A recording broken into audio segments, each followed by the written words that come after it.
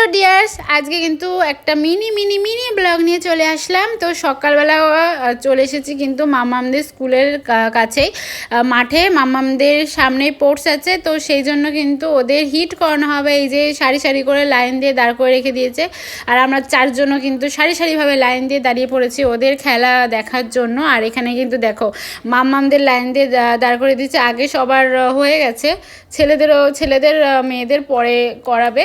তো এখানে ব্যাপারটা কি হচ্ছে, এখানে হবে মানে এটা হচ্ছে ফাইনাল হিটের জন্যই কিন্তু ওদের আজকে আনা হয়েছে। আজকে ফাইনাল হয়ে যাবে যে কে কে স্পোর্টসের দিন খেলা করতে পারবে। এখানে শুধু একটা খেলারই করা হচ্ছে, আরও অনেক অনেক খেলা আছে, সেগুলো কি হবে না হবে সব কিছু কিন্তু পরের ব্লগে তোমাদের সাথে শেয়ার করব।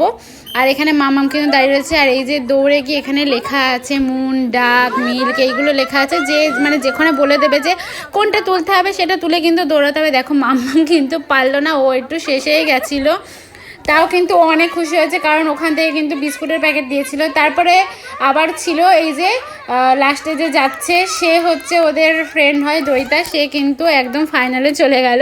ও ভেবেছিল, ও মানে ওর মা ভেবেছিল পারবে না, কিন্তু ওই চলে গেল। আমাদেরগুলো কিন্তু আগে আগে হয়েছিল, এখন ফাইনালে গিয়ে আর হলো না। যাই হোক, বাচ্চা মানুষ খেলেছে, এটাই অনেক।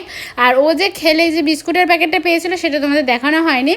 তখন এসে বলছে মা বিস্কুটের প্যাকেট পেয়েছি, আমি তো দৌড়েছি। তো এখানে পরে একটু খেলাধুলা হয়ে গেল সবার সাথে একসাথে, খুব মজা করে লাফালাফি ঝাপাঝাপি করে, কিন্তু তারপরে একটু কান্নাকাটি হচ্ছিল মাঝে যে দোলনা চড়বে, তা সেটা আর তোমাদের সাথে তোলা হয়নি, যে যা গ্যাঞ্জাম করছিল।